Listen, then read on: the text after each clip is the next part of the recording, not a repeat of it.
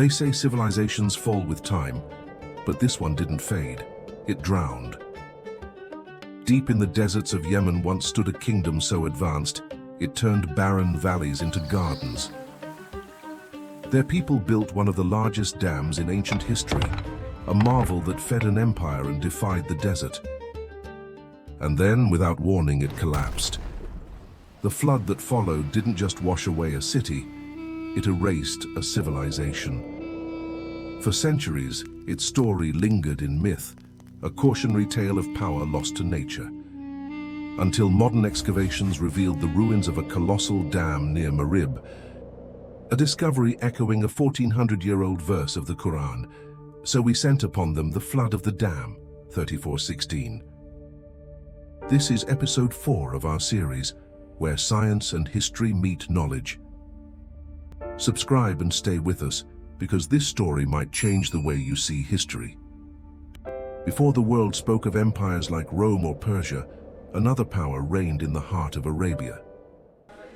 They were known as Saba, a civilization born from dust, yet living like kings. Their capital, Marib, stood between two mountains where floods once tore through every rainy season. Most would have fled. But the people of Saba did what no one thought possible. They harnessed the flood. With stone and genius, they built the Marib Dam, a masterpiece of ancient engineering. A wall of rock and clay that stretched across the valley, sealed with the precision of a civilization centuries ahead of its time. It gathered the monsoon rains, storing them behind towering gates. From there, a network of canals flowed like veins through the land, feeding vineyards, palm groves, and fields bursting with grain. The air around Marib shimmered with life.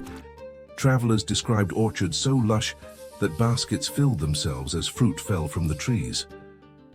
Their wealth ran through trade routes that connected Africa, India, and the Mediterranean. Gold, incense, and silk flowed through their markets. Their garden, their technology, their prosperity are unmatched across Arabia. They believed they had conquered nature itself. Yet for decades, the valley tested them with droughts and sudden storms, trials they thought they had mastered. And perhaps that was the beginning of their downfall. Because history has a strange way of testing civilizations at the height of their pride. For generations, the Kingdom of Saba stood as a desert miracle, lush fields where rain rarely fell, orchards that stretched beyond sight. But no empire, no matter how advanced, is immune to time.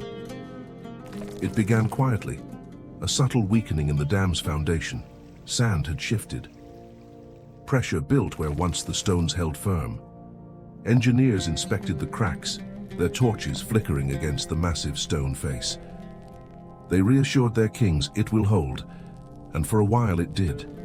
But beneath the surface, something had changed. The Marib Dam had grown too large, too dependent on perfection. Sediment filled its channels, water pressure warped its gates, and the lifeline of Saba began to choke on its own success. The engineers, proud of their work, ignored subtle warnings, a fatal oversight. Still, the people of Saba saw themselves as masters of nature, chosen by the gods, untouchable by fate. When the rainstorms came heavier than usual, they celebrated, not realizing what was gathering behind the walls. And then came the signs they could no longer ignore, fissures snaking across the stone like veins of warning. Strange tremors echoing beneath the valley, water seeping through where no water should. To a modern eye, it was engineering fatigue. To the people of that age, it was the first whisper of something divine, something their pride had blinded them to see. But the walls whispered warnings the people could not hear. It began as a low, distant rumble, the kind that makes the ground feel alive. Then the dam shuddered. Massive stone walls that had stood for nearly 1,000 years began to crack under the weight of water pressing behind them. And then, collapse. A deafening roar tore through the valley as the Marib Dam burst open. A tidal wall of water surged forward, swallowing fields, homes, and orchards. The canals that once carried life now carried destruction. What had once been paradise turned overnight into ruin. Eyewitnesses, if any survived, must have thought the world itself had split open. The mighty Kingdom of Saba, masters of water, trade, and the desert, fell in a single night. Its people fled in every direction, their empire dissolving into scattered tribes. The once green valleys turned to dust, and with time, even the memory of their greatness faded. Travelers spoke of a lost kingdom buried beneath Yemen's sands, a tale so ancient it blurred into myth. But beneath those sands, pieces of truth waited. Giant stone walls half buried in the desert, inscriptions whispering of kings and floods, ruins that hinted at a civilization far more advanced than anyone imagined. For centuries, no one believed such a kingdom had ever existed. The flood became folklore, a warning told by poets, a myth carried on desert winds. And the valley would remember this event for centuries, though humans might forget, until explorers arrived, armed not with legends, but with maps, chisels, and questions. For centuries, the Flood of Arim lived only in whispers, a cautionary tale passed down by tribes and poets. The dam itself? Forgotten, buried beneath sand and silence. Then, in the late 1800s, two European scholars, Joseph Halevi and Edouard Glaser, ventured deep into Yemen's highlands.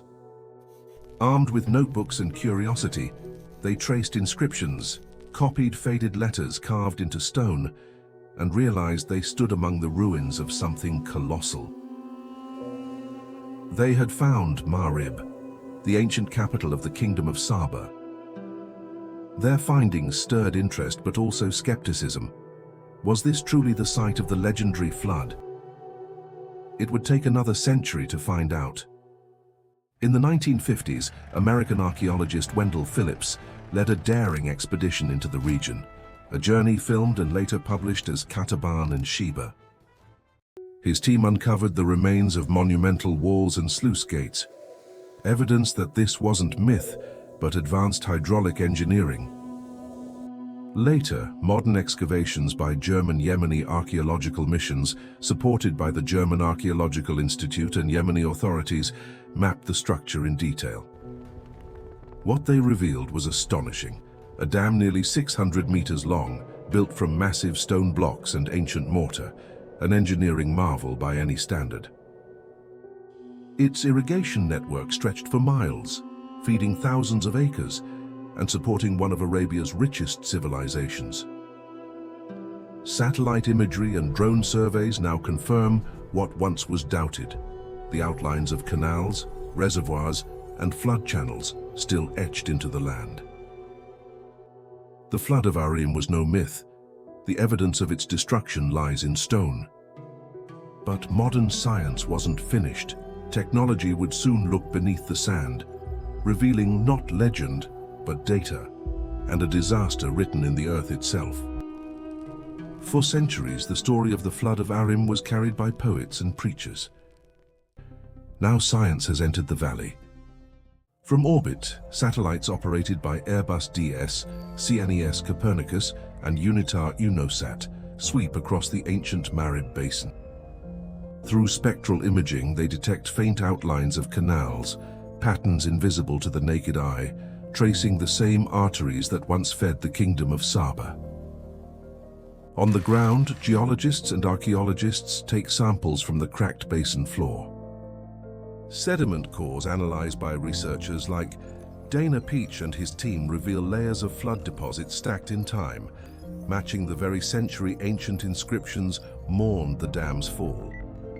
Hydrologists rebuild the system in simulation, a 600-meter structure, massive spillways, precision sluice gates, not myth but engineering genius. Dana Peach now see the larger pattern. The fall of Marib followed decades of drought. Then a surge of catastrophic rains, an ancient echo of the climate cycles still shaping our world today. Science for the first time has turned myth into measurable data. And in the ruins of Saba, the past speaks again, not in poetry but in proof. By now, the evidence seemed complete: the ruins, the flood layers, the broken dam. A lost chapter of history recovered by science. But there's one more record, older than every excavation, written not in stone, but in scripture. Over 1400 years ago, a verse appeared, brief, almost cryptic. But they turned away, so we sent upon them the flood of Arim, Quran 34:16. No names of explorers, no blueprints or ruins. Just a warning wrapped in a line of revelation, describing a civilization that thrived, grew arrogant, and was swept away when its dam gave in. For centuries, historians took it as allegory. Yet today, archaeology and climate science trace the same event, in the same region and in the same way. A 7th century verse and a 21st century discovery, separated by over 1400 years, yet telling the same story. Coincidence, or something deeper? Archaeologists describe a kingdom undone by its own dam, a flood that scattered tribes and reshaped Arabia's heart. More than 1400 years ago, the Quran spoke of the same event. Science speaks through ruins and riverbeds. Scripture through words and warnings. Yet both outline the same story, one written in soil, the other in scripture. No claims, no conclusions. Just a quiet question echoing through time. How could a 7th century text describe a disaster modern science would uncover more than 1,000 years later? Perhaps coincidence, perhaps something more. Either way, the parallels can't be ignored. It doesn't hand out maps or coordinates. But when an ancient verse mirrors a discovery unearthed by satellites and science, it forces even the skeptic to pause. Coincidence can explain a few things, patterns explain others. But the precision, the timing, the geography, the flood that ended a kingdom draws a thin line between chance and something else. Perhaps it's not about proving faith through ruins, but recognizing how both speak the same language. The rise and fall of human arrogance, written first in history, then in dust. The valley of Marib lies quiet now. Broken stones, dry channels, and wind-tracing paths where rivers once ran. What was once the heart of Arabia's green kingdom is now a memory carved into desert rock. Archaeologists still study the dam's final collapse. Was it a single storm or years of neglect and drought? The Quran calls it a sign. Science calls it a lesson in balance, how prosperity can collapse when nature is pushed too far. 2 languages, 1 warning, and the ruins still whisper it to anyone who listens. History forgets, but the earth remembers. And sometimes the past returns not to haunt us, but to remind us. A kingdom that thought it had mastered nature, erased by the very water it sought to control. A flood buried in legend, now traced in stone, soil, and scripture. Whether you see it as coincidence or revelation, one truth stands. No empire, no civilization, no dam lasts forever. This was the Flood of Arim, where human pride met the limits of the earth. Subscribe and stay with us, where science and history meet knowledge, because the next story might change the way you see history.